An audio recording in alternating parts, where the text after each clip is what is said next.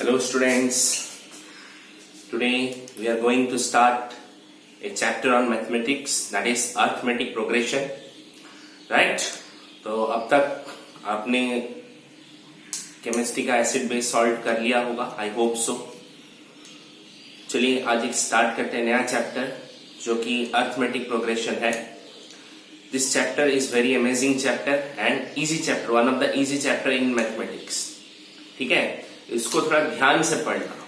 तो इसमें कुछ टर्म्स आएंगे, पहले हम उन्हें डिस्कस कर लेते हैं, उसके बाद अपने मेन टॉपिक की तरफ बढ़ेंगे। तो पहला टर्म आया sequence.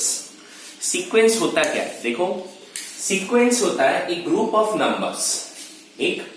Of numbers which are arrange in a definite order. एक डेफिनेट ऑर्डर पे अरेंज होगा फॉलोइंग ए सर्टेन रूल, एक रूल को फॉलो करके।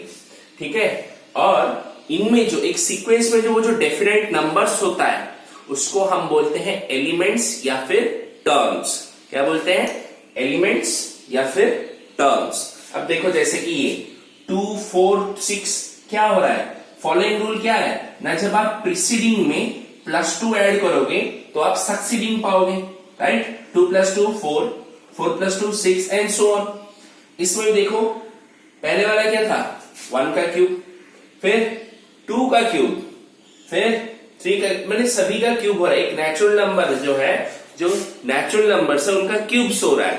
मैंने इसमें भी एक फॉलोइंग रूल है, अभी है 40 में से आपने 4 माइनस किया 36, नेक्स्ट इससे 4 माइनस किया 32 एंड सो ऑन। ये भी एक फॉलोइंग रूल है। तो देखो ये होता है आपका सीक्वेंस।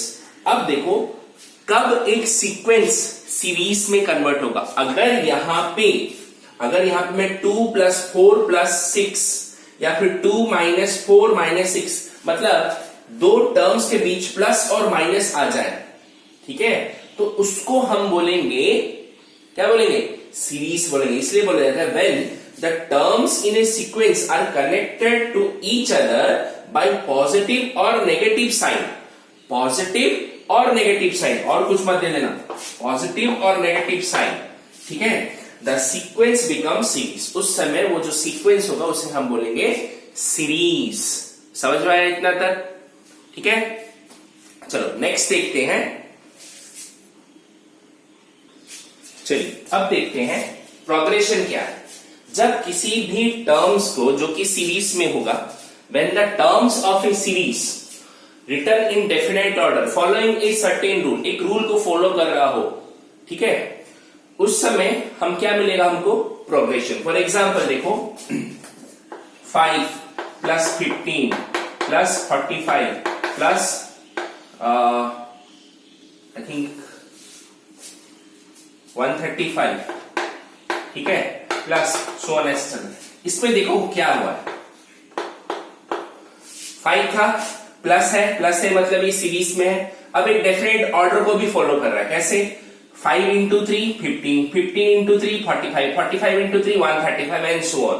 मतलब जो सक्सेडिंग टर्म है वो प्रीसीडिंग टर्म में 3 मल्टीप्लाई करने से आ रहा है। सो ये एक रूल को फॉलो कर रहा है, that is why it is, and इन दोनों के बीच क्या है? Connected by a positive sign. तो ये तो हो गया सीरीज, फॉलो कर रहा है एक रूल को, दैट इज प्रीसीडिंग टर्म में 3 मल्टीप्लाई करो, जो आएगा वो होगा सक्सेडिंग टर्म। इसका मतलब एक सीरीज को, मतलब एक रूल को फॉलो कर रहा है। So this series becomes progression. ठीक है, तो इस तरह से हम प्रोग्रेशन क्या है, सीरीज क्या है, सीक्वेंस क्या है, टर्म्स क्या है, ये हम जान चुके हैं।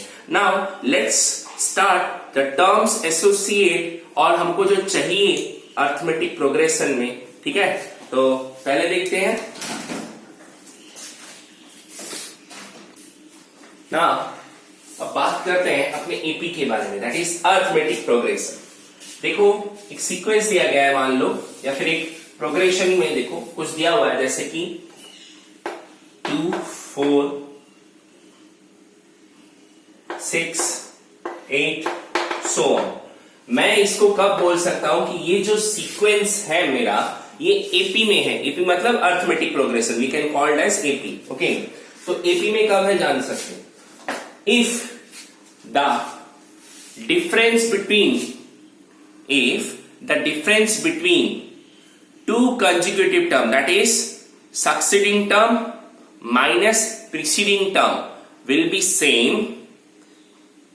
same, then the sequence is in AP. For example देखो, यहाँ पे ये जो पहला वाला टर्म है इसको मैं A ले सकता हूं या फिर A1 या फिर इसको आप T1 भी बोल सकते हैं. That is term 1. This is term 2. This is term 3. This is term 4. आप इसको A2, A3, A4 भी लिख सकते हैं. ठीक है. ना देखो, अब देखते हैं T2 माइनस T1 कितना हो रहा है. 4 माइनस 2 इज इक्वल टू कितना है, 2 आ रहा है. सिमिलरली T3 माइनस T2 कितना आ रहा है, 6 minus 4 equal to 2. Similarly T4 minus T3 is equal to कितना, 8 माइनस 6 इक्वल टू. तो यहाँ पे क्या हो रहा है, आपका जितने भी टर्म्स के जो सक्सेसिव और प्रीसीडिंग टर्म का जो डिफरेंस है, that is T2 minus T1 या फिर T3 माइनस T2 या फिर T4 माइनस T2, वो सभी सेम आ रहा है. राइट. तो अगर सेम आ रहा है ना, तो उसे हम बोलते हैं दिस सीक्वेंस या फिर this sequence are in AP, क्योंकि इनके बीच दो सक्सेसिव टर्म्स, दैट इज दोनों टर्म T2 और T1 के बीच क्या हो रहा है, डिफरेंस सेम आ रहा है. तो यहाँ पे जो डिफरेंस अगर सेम आता है ना, इस डिफरेंस को हम बोलते हैं कॉमन डिफरेंस. क्या बोलते हैं, कॉमन डिफरेंस. कॉमन डिफरेंस इसको डिनोट किया जाता है D बोल के, स्मॉल d. ठीक है. तो अगर मैं इसको फर्स्ट टर्म लू, a is equal to our 2, then a पे अगर मैं d ऐड करूं तो I will get 4. Right. d कितना है, 2 है ना. अगर मैं इसको, ठीक है, a प्लस 2d करूं तो मेरे को मिलेगा क्या, 6. सिमिलरली a प्लस 3d करूं तो मेरे को मिलेगा क्या, 8. इट मीन्स ये अपना टर्म 1 है, ये अपना टर्म 2 है, ये अपना टर्म 3 है, whereas ये अपना टर्म 4 है. इसका मतलब इससे एक पता चलता है ना, एपी का खासियत क्या रहेगा, जो सक्सीडिंग टर्म है, ठीक है, वो कैसे ऑब्टेन किया जाता है, प्रीसीडिंग टर्म में एक नंबर को ऐड करके. वो नंबर इधर नेगेटिव हो सकता है, इधर पॉजिटिव हो सकता है. ठीक है.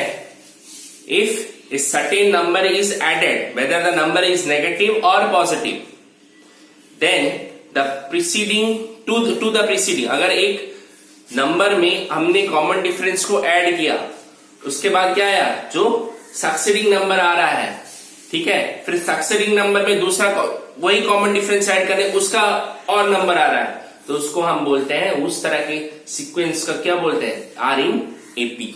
ठीक है. अब देखो,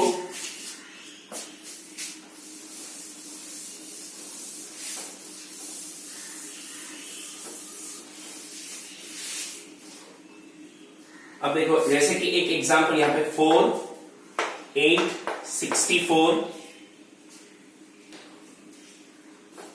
सॉरी 16, 32, 64 ऐसा है कुछ. क्या ये एपी में है, लेट्स चेक. अब देखो, T2 माइनस T1 कितना होगा, 8 minus 4 is equal to 4. Okay, ठीक है.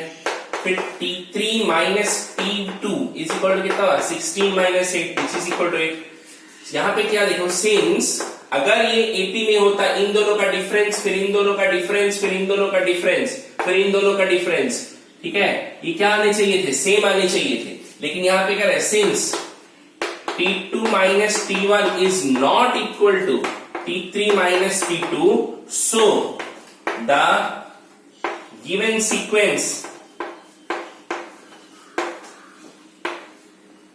not in AP, तो ये AP में नहीं होगा. ठीक है. अब देखो और एक ले लेते हैं, 4, 8, 12, 16, so on. अब इसमें देखो, T2 माइनस T1 कितना आ रहा है, 8 minus 4 is equal to 4. Then T3 minus T2 कितना आ रहा है, 12 माइनस 8 इक्वल टू 4. फिर T4 minus T3 is equal to कितना आ रहा है, 16 माइनस 12 इक्वल टू 4. देखो सभी में सेम डिफरेंस आ रहा है ना, सिंस हम लिख सकते हैं, since T2 minus T1 is equal to T3 minus T2 is equal to T4 minus T3, ठीक है, is equal to D is equal to 4, common difference है ना वो, D is equal to 4, that implies the given sequence is in AP, ये AP में है आपका, clear है। तो इस तरह से हम पता लगा सकते हैं कौन सा सीक्वेंस AP पे है, कौन सा नहीं है, ठीक है। तो ये तो था AP कैसे पहचाना जाए, कौन सा सीक्वेंस या फिर टर्म। अब देखो कुछ प्रोग्रेशन की बात करते हैं, ठीक है। मान लो कुछ ऐसा है 4 + 8 + 12 -12 + 16 -20, क्या ये AP में होगा?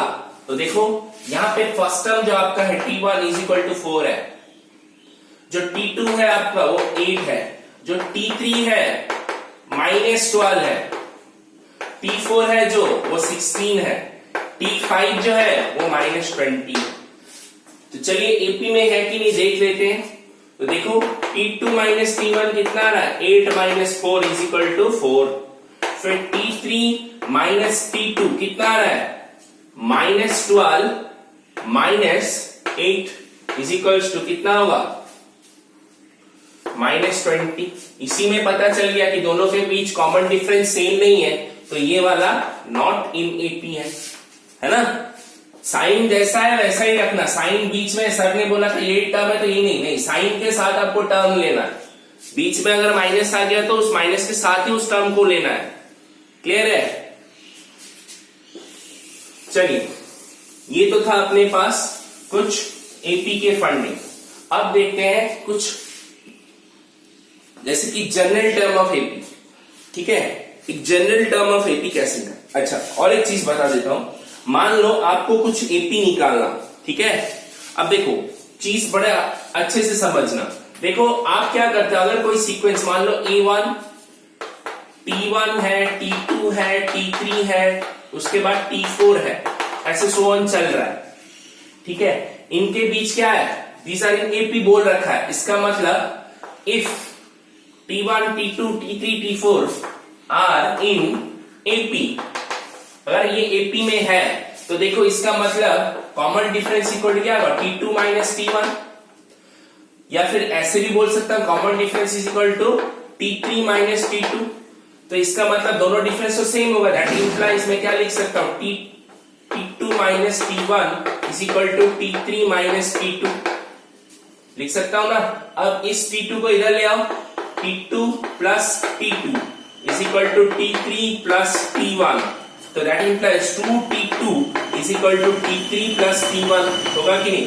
इसका मतलब T2 equal to T3 + T1/2। देखो थोड़ा ध्यान दोगे, इट्स लाइक अर्थमेटिक मीन है ना। अर्थमेटिक मीन कैसा आता था, जैसे कि मान लो T2 का निकाल रहा है arithmetic mean, right, it's just like arithmetic mean. कैसे हो रहा है ना, बताऊंगा आगे कैसे आएगा, राइट। तो T2 इक्वल टू क्या हुआ, T3 + T1, मतलब जो मान लो ये वाला टर्म आप निकाल रहे, इसके सक्सीडिंग टर्म, इसके ये वाला आपको टर्म नहीं दिया, इट इज नॉट गिवन, तो आप कैसे निकालोगे। तो देखो प्रीसीडिंग टर्म T1 है, सक्सीडिंग टर्म इसका T3 है, तो इन दोनों को ऐड करके बाई 2 निकालने से ये बीच वाला आ जाएगा, राइट, क्लियर। तो ये एक अच्छा रिलेशनशिप हमको मिल गया, ठीक है। इसे हम बोलेंगे प्रॉपर्टी ऑफ AP। क्या बोलेंगे, प्रॉपर्टी ऑफ AP। ये AP का एक प्रॉपर्टी होता है, ठीक है। जल्दी से कॉपी करो। नेक्स्ट देखते हैं जनरल टर्म्स ऑफ AP। देखो जनरल टर्म्स ऑफ AP में मान लो आपके एक AP दिया गया हो, जैसे कि 8 then 12 then 16 so on ऐसे दिया गया। आपको इसमें पूछा गया what will be the 30th term of this AP। इसका 30th term T30 term number 30 क्या हो, तो उसके लिए देखो कैसे करना है। एक फॉर्मूला देता हूं, that is Tn equal to A plus n - 1 T। तो इसमें Tn क्या है? Tn is the required term. मान लो 30 टर्म यहाँ पे, तो वो 30 टर्म है। n इज इक्वल टू यहाँ पे 30 हो, क्योंकि हम 30 टर्म निकाल रहे हैं, 30 टर्म, ठीक है, निकाल रहे हैं। तो a क्या है? a is equal to your first term and d is the common difference. Common difference कैसे निकालना है ऑलरेडी एक्सप्लेन कर चुका हूं। तो देखो, अगर मैं t30 निकालूं, that will be equal, first term मेरा क्या है? 8, ठीक है। n 30 टर्म निकाला, -1। d क्या है मेरा? d is the common difference. Common difference कैसा आएगा? t2 minus t1 is equals to 12 minus 8। तो कितना हुआ ये? That will be equal to 4। तो d यहाँ पे 4 गिरेगा, ठीक है। ये आप, मैंने यहाँ पे अलग से कर दिया, आप पहले कॉमन डिफरेंस निकालना फिर करना, ठीक है। तो इसमें क्या होगा देखो, t30 is equals to 8 plus 29 into 4 which will be equal to 36। तो ये हो गया अपने पास 124। तो 30th टर्म इस सीक्वेंस का होगा 124। तो इस तरह से निकल। अच्छा, अगर आपको कुछ ऐसा दिया गया हो, जैसे कि 8 12 16 to 124, आपको पूछा जाए what will be the third term from the and. पीछे से अगर आप आओगे तो पीछे से अगर आने से आपका थर्ड टर्म क्या होगा? यहाँ पे पहला टर्म तो 124 हो जाएगा, उसके बाद और कुछ होगा, उसके बाद और कुछ होगा। जो थर्ड टर्म हमको पूछ रहा है फ्रॉम द एंड, तो उसके लिए अपने पास डायरेक्ट फॉर्मूला है, दैट इज, मैं इसको क्या मान के चलता हूं, दिस इज लास्ट टर्म। हमेशा याद रखना, फ्रॉम द एंड वाले जो क्वेश्चन होगा उसका देखो यहाँ पे क्या हो रहा है, आपका इन्फिनाइट चल रहा है, लेकिन फ्रॉम द एंड वाला जो क्वेश्चन होगा वो इन्फिनाइट नहीं होगा, वो फाइनाइट होगा, ठीक है, वो फाइनाइट होगा। तो फ्रॉम द एंड की बात करेंगे अगर हम, तो वहां पे आप फॉर्मूला लिख सकते हो, दैट विल बी, देखो इसको मैं लास्ट टर्म ले रहा हूं, तो Tn is equal to n minus 1 into T. L क्या है? ये है लास्ट टर्म, ठीक है। n क्या है? अब थर्ड टर्म निकाल रहे हो फ्रॉम द एंड, तो वो 3 डालना, -1। डिफरेंस, कॉमन डिफरेंस कैसे निकालते हैं? As it is, t2 minus t1, ठीक है। देखो मैं निकालता हूं यहाँ पे, L मैंने डाल दिया 124, माइनस n मेरे को थर्ड टर्म चाहिए from the and, -1, common difference 4 है मेरे को पता है, तो 124 ये आया 6, तो कितना आ गया मेरा? 118, ठीक है, 118, सॉरी 8 होगा ना, तो 116 आएगा। तो third term from the end is equal to 116। हमेशा याद रखना, नोट डाल के लिख लो कि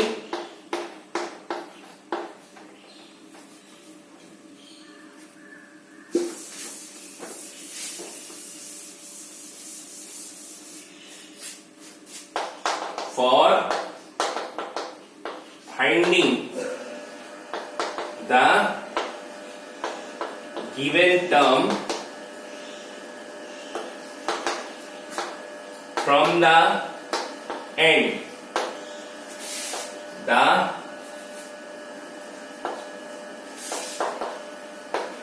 AP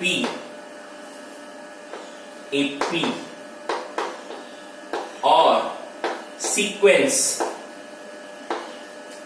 must be finite and, ठीक है, ये तो एक बात। दूसरा, if L is the last term of the sequence and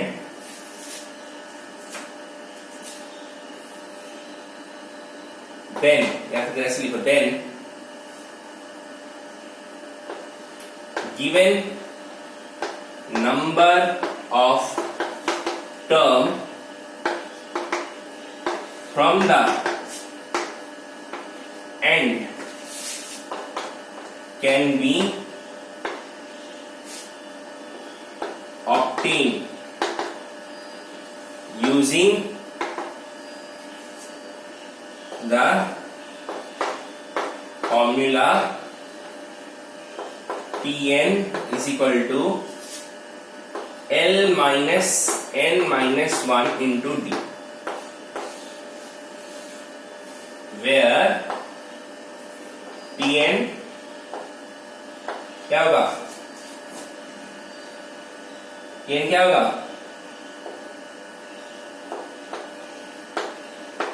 required term from the end. L is the last term of the sequence. N is the number of term from the end and D is the common difference. ठीक है, clear? एक example ये रहा,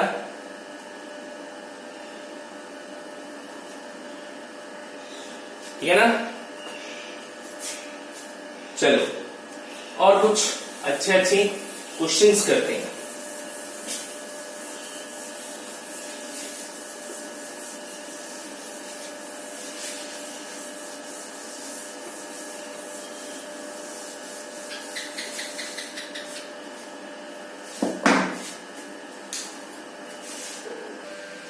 चलिए 3 question लिया है मैंने, सभी में पहले में nth टर्म दे रखा है, 15 टर्म पूछ रहा है। तो t nth हमारे पास है कितना, 2n माइनस 3। अब मैं t 15 निकालूंगा तो यहाँ पे जो n होगा उसकी जगह 15 डाल दो, हो गया। तो 30 में से 3 गया तो t 15 इज इक्वल्स टू कितना होगा, 30 27। तो ये हो गया अपने पास t 15th टर्म। नेक्स्ट वाला, find the 30th term of the sequence. 30th term पूछा है, तो 30th टर्म पूछने से पहले यहाँ पे कॉमन डिफरेंस निकालो, that is T2, D is equal to T2 minus T1 is equal to कितना होगा, 1 minus half is equal to half आएगा। ठीक इस तरह आपको चेक करना है, ये दोनों भी क्या सेम डिफरेंस आ रहा है, राइट? ठीक है,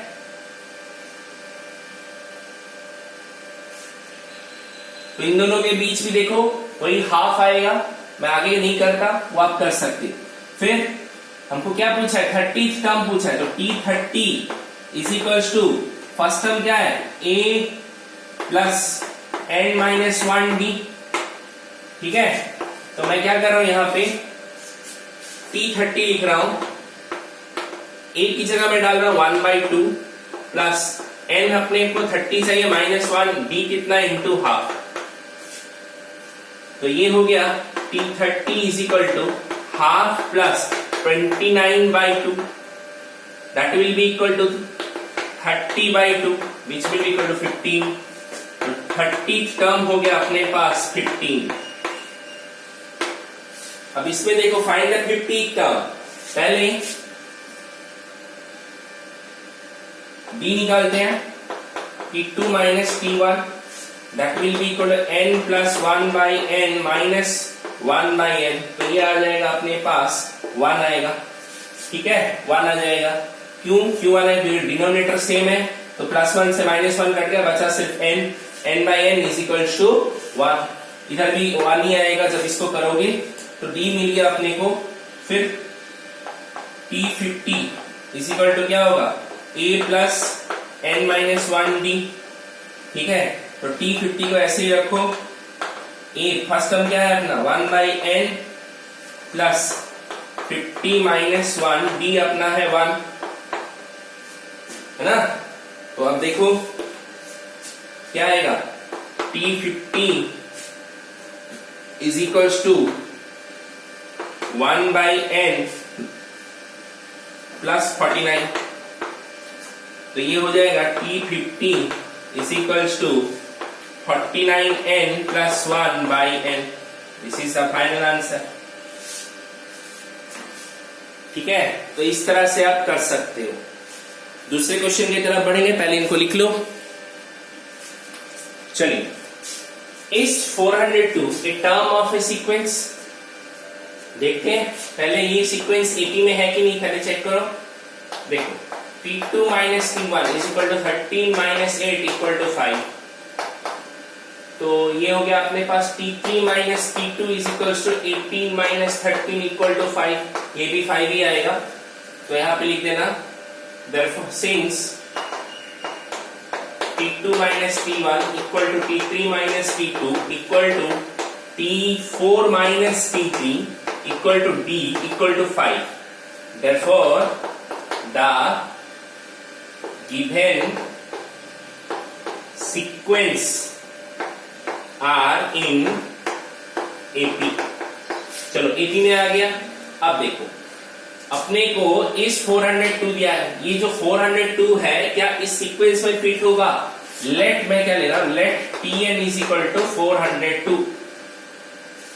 ठीक है, जो लास्ट टर्म है मेरा वो 402 में ले रहा हूं। तो चलो देखते हैं। Then Tn is equal to, but Tn का फॉर्मूला क्या था? a plus n minus 1d। अब Tn की जगह डाल रहा हूं 402, a की जगह डाल रहा हूं मैं 8, n मेरे को पता नहीं। अगर मेरा n एक होल नंबर आ जाता है, एक होल नंबर, राइट, या फिर एक नेचुरल नंबर, नेगेटिव में नहीं आना चाहिए। n नेगेटिव में नहीं आएगा, n फ्रैक्शन में नहीं आना चाहिए। अगर फ्रैक्शन में आ रहा है, नेगेटिव में आ रहा है, तो वहां पे 402 एग्जिस्ट नहीं करेगा। अगर n पॉजिटिव में आ रहा है and that too a complete number, not in fraction, तब n 402 होगा। तो हम देख लेते हैं। ठीक है, ये 5, तो 402 में से ये 8 माइनस करो, अरे 5 को इधर डिवाइड कर दो। ठीक है, is equal to n minus 1।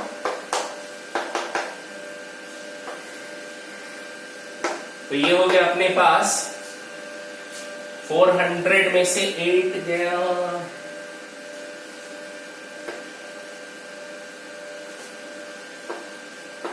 $394। ठीक है, 394 बाई 5 था ना।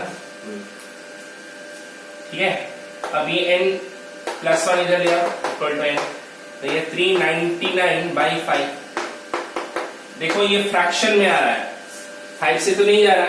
इसका मतलब since n is in fraction, therefore 402 does not belongs to this sequence. ऐसे लिखना है आपको, since n comes in fraction, therefore 402 does not belongs to this sequence। ठीक है, ठीक है। नेक्स्ट देखो, AP में ऑलरेडी दे रखा है, इधर कॉमन डिफरेंस सिर्फ निकालना है, चेक नहीं करना, क्योंकि ऑलरेडी यहाँ पे गिवन है इन टर्म ऑफ AP। तो D is equal to 9.5, that will be equal to कितना होगा, 19/2 माइनस 7। तो ये कितना होगा, 5/2, राइट, है ना। तो अब देखो कॉमन डिफरेंस तो आ गया। अब पूछता है 99 term, T99 is equal to a plus n minus 1d। A अपने पास है 7, n पता नहीं, वो हमको फाइंड करना है, या पता है? पता है हमको 99 माइनस 1 डिफरेंस होगा 5/2, that will be equal to 7 plus 98 into 5/2। तो ये गया 49। ठीक है, यहां पे कर रहा हूं T99 is equal to 7 plus 49 into 5, that will be equal to 245। T99 is equals to, ये हो गया अपने पास 567, मतलब 252। क्लियर? देखो यहाँ पे थोड़ा क्वेश्चन रॉन्ग है, दैट ये 7 3/4 होगा, ठीक है? तो 7 3/4 होने से ये हो जाएगा आपके पास 4 7 जा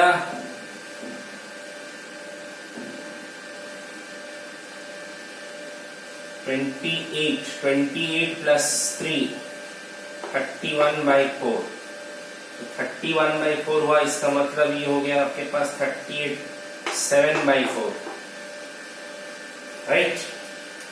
38 में से कितना? 7/4। तो 7/4 मतलब यहाँ पे आएगा आपका, दिस वन बिकम्स 31/4 और ये 7/4। 31/4, ओके, दिस इज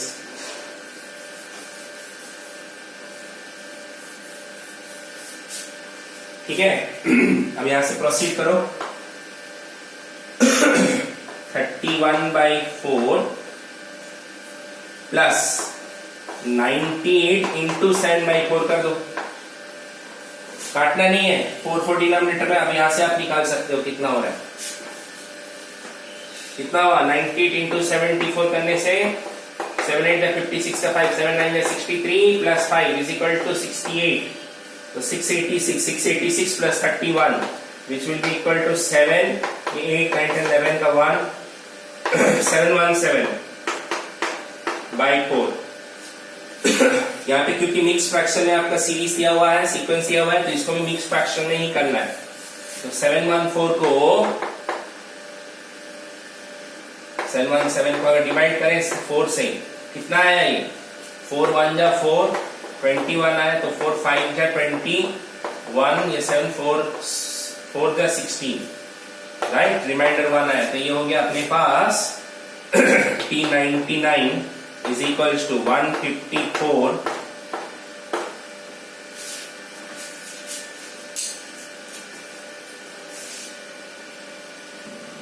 चलिए और एक क्वेश्चन लेते हैं। How many terms are there in the series 0.5, 0.53, 0.56 so on.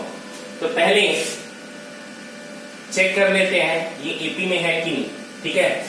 तो T2 माइनस T1 सोल्यूशन लिखना, T is equal to T2 minus T1, या फिर ऐसे लिख लो T2 minus T1 equal to 0.53 minus 0.5 which will be equal to 0.03।